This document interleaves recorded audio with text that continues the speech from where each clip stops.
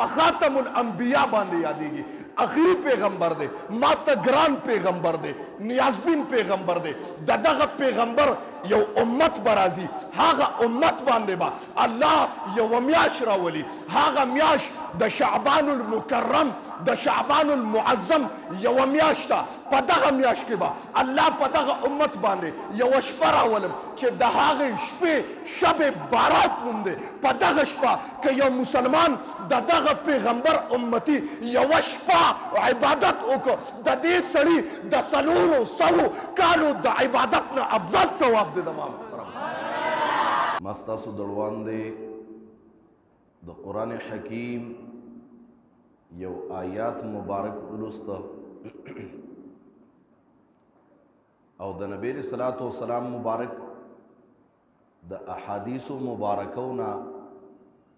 مې درته یو ټوټه ولوسته. زما محترمو دا کومه میاشت چې دا د شعبان میاشت ده او پښتانه مونږ ورته شوقدر وایو. وایي جی دا د شوقدر میاشت ده.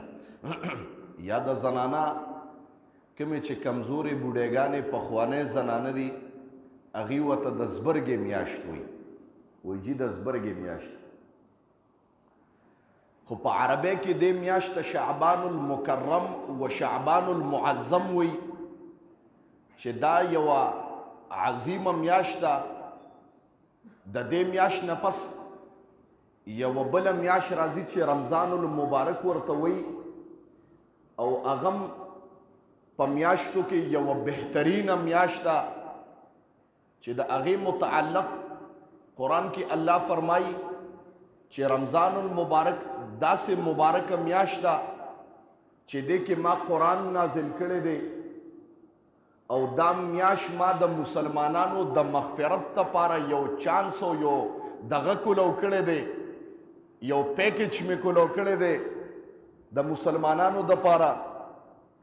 چې په دې کې مسلمانان ما طرف ته رغبت وکړي او زه د مغفرت اعلان وکړم. خو د دې نه مخکې یوه میاشت راځي، دا کومه میاشت چې اوس ته د شعبان میاشت ورته وایي، دا د رمضان د میاشت لپاره دروازه ده. په دې میاشت کې یوه ورځ راځي، یوه شپه راځي چې هغې ته د شعبان 15مه وایي او د شعبان معنا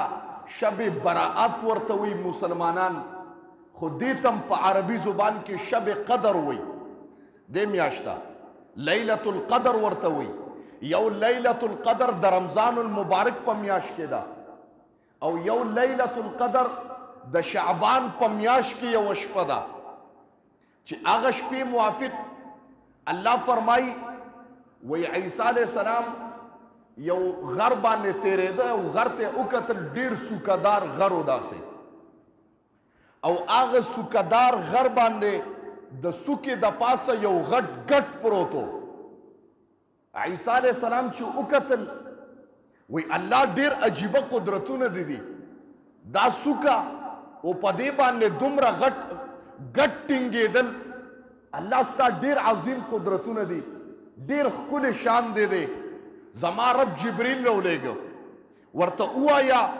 چې عیسی د دې نه درته ناشنا کار نه ښیمه. ما وی ربه ولې نه؟ ته به د خپل طرف نه یو انعام کې ما ته به یو شی عجیبه ښې او زه به انکار کوم. زما رب وفرمایل عیسی بره وخېجه غر ته، تماشه ورته وکړه. عیسی علیه السلام وایي زه غر ته وختم، تماشه چې مې وکړه د هغه غر په جرقېدو شو، د هغه غر نه تیږه راپرېوته، د غر په تیږه کې په سوکه کې یو سوري و. ما ته رب وفرمایل عیسی دې سوري کې تماشه وکړه. ما چې په سوري کې تماشه وکړه یو انسان دی او په مانځه باندې ولاړ دی. ما وی الله د غر په دا سوکه کې تا پې غټه تیږه هم ایښې ده، خدایه اکسیجن پې نه بندېږي، د ساس څنګه اخلي، دته رزق څنګه میلاویږي؟ اوس خبرې ته توجه کوئ زما محترم. زما رب وفرمایل عیسی توجه کوه خبرې ته، د دې نه درته ناشنا یم. وی رب د دې نه بس ناشنایي چې په دا سوکه د غر کې دی یو سورې ایستی دی او په غر کې دی دننه په منځ کې یو انسان ساتلی دی خدایا او ستا عبادت کوي الله د دې نه ناشنا څه دي زما رب وفرمایل د دې نه ناشنا دا دی دا کس په دا غار کې د 400 کالو نه عبادت کوي زما ډېر ناشنا الله ډېر عجیبه خبره د 400 کاله د په دې کې عبادت وکړه زما رب وی خبره ته توجه کول اخلاص نه ده الله د دې نه بله خبره هم شته او زما رب وفرمایل د دې نه بله خبره هم ده عیسی توجه کوه د 400 کاله عبادت وکړه ستا نه پس په بل اخري پیغمبر راځي چې نامه احمد ده ما ورته نوم ایښی دی محمد رسول الله صلی الله علیه وسلم مبارک داسې یو پیغمبر دی اخیری پیغمبر دی سید الانبیاء باندې یادېږي په امام الانبیاء باندې یادېږي په خاتم الانبیاء باندې یادېږي اخیری پیغمبر دی ما ته ګران پیغمبر دی نیازبین پیغمبر دی د دغه پیغمبر یو امت به راځي هغه امت باندې به الله یوه میاشت راولي هغه میاشت د شعبان المکرم د شعبان المعظم یوه میاشت ده په دغه میاشت کې به الله په دغه امت باندې یوه شپه راولم چې د هغې شپې شب بارات نوم دی په دغه شپه که یو مسلمان د دغه پیغمبر امتي یوه شپه عبادت وکړو د دې سړي د 400 کالو د عبادت نه افضل ثواب دی د ما محترم دا خو 400 کاله عبادت دی د 400 کالو نه دغه یو شپه هغه نننۍ شپه ده زما محترم په دا شپه باندې به الله ته ودرېږو دا داسې شپه ده بله خبره کوم ما ووې د پخوانو امتونو 400 کاله عبادت او د شعبان د یوې شپې عبادت د 400 کالو نه افضل ثواب دی او دا شپه کومه چې نننۍ شپه به په مؤمنانو باندې راځي دې ته شب براعات هم وایي شب قدر هم ورته وایي په معنی باندې ځان لږ پوه کړه شب قدر معنی د قدر شپه که په معنی د عظمت او د قدر یې والې نو دا داسې شپه ده چې الله په دا شپه کې څوک عبادت وکړي الله وایي په ټولو مسلمانانو کې د هغه قدرداني او عظمت زیاتوم عزت وله ورکوم د ما محترم د خلکو په نسبت د هغه قدر زیات شي یا دې ته شب قدر وایي قدر علما کرام فرمایي یا د تقدیر نه دی نو تقدیر شب قدر ورته ځکه وایي چې نننۍ کومه شپه راځي په مؤمنانو دا داسې شپه ده چې په دې کې الله تبارک وتعالی د آخري اسمان ته راکوزیږي او مؤمنانو ته اعلانونه کوي هغه اعلان هم درته ویم او په دا شپه کې کومې فرښتې دنیا ته ټولې راکوزي شي د ټولو انسانانو د تقدیر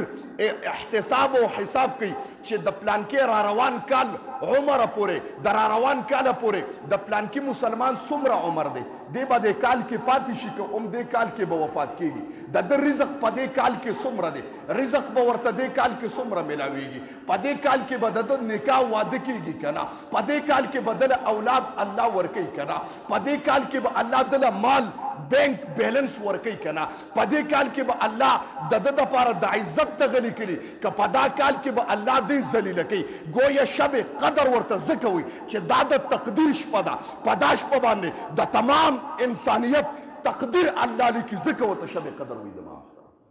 زموږ تقدیرونه به نن شپه لیکلي کېږي د ما محترم دا نننۍ شپه یادو په دې به الله تقدیر لیکي د مؤمنانو او د مسلمانانو یا رسول سلام علیکا یا حبیب سلام علیکا صلوات